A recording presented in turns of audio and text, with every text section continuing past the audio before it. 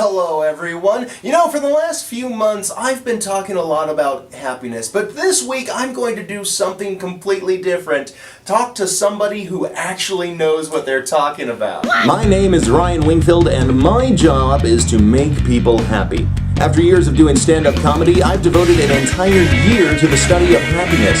Join me each week right here on a Road Comics Road to Happiness. Joining me today is an old friend of mine who is now one of the top mental health therapists in the world, as far as you know, Jennifer Cork. Thank you so much, Jennifer.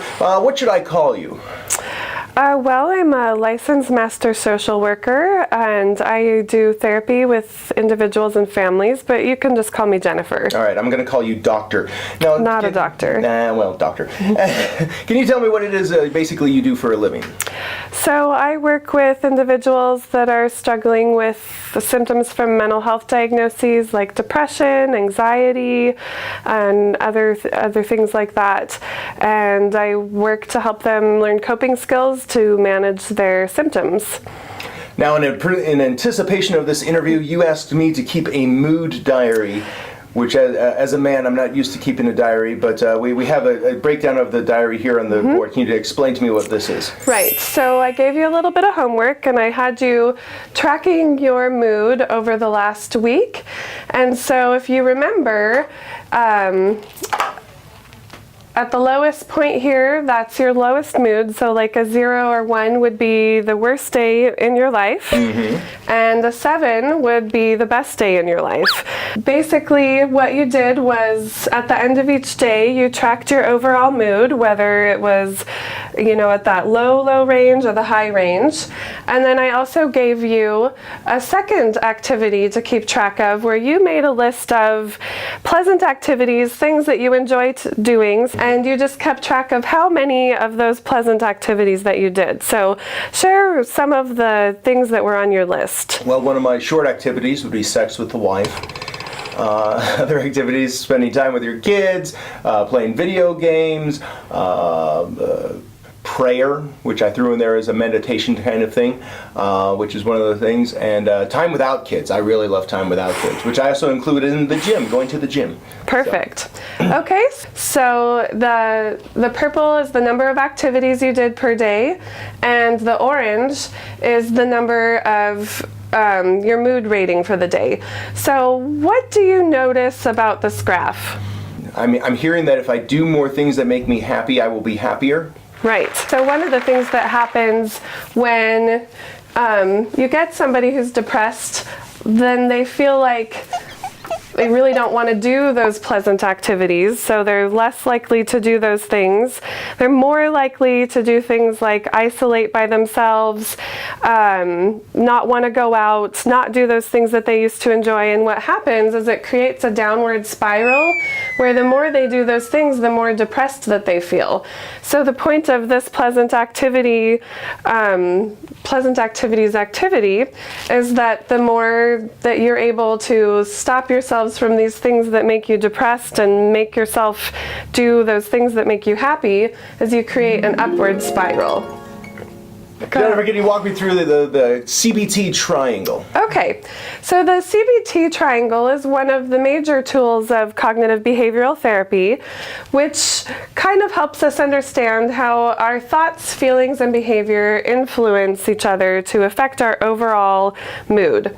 And so let's say that you're feeling sad or angry or you're feeling anxious. That's going to affect what kinds of thoughts you're having, which will then affect what kind of behavior you have.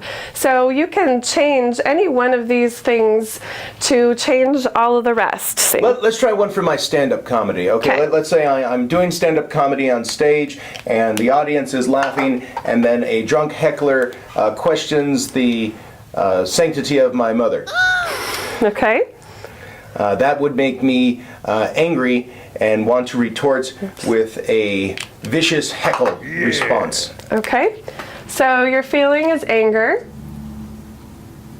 Your thought is, I want to heckle that guy back. I want to one-up him, yes. Okay. And so then, is that what you did?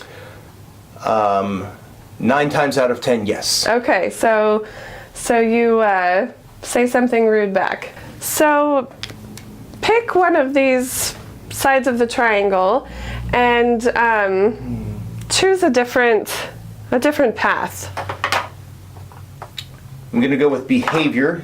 Okay. Instead of say something rude back, I'm going to say transition into my next joke. Okay.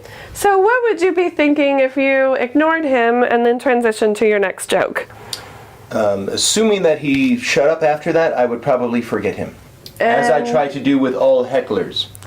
So Not worth remembering. So once you've forgotten him, how would you be feeling?